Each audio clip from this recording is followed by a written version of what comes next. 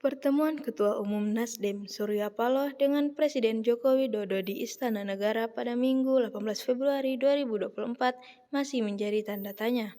Ketua Fraksi PKB DPR RI, Cucun Ahmad Syamsur Rijal beri pernyataan sikap PKB akan hal itu.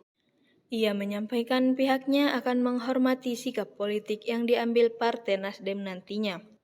Cucun lalu mengatakan saat ini enggan berspekulasi terkait arti dari pertemuan itu.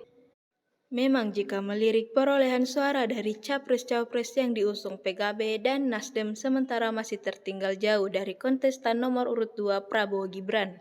Lantas berita pertemuan Surya Paloh dan Presiden Jokowi ini mengarahkan spekulasi publik akan bergabungnya Nasdem di koalisi mendatang.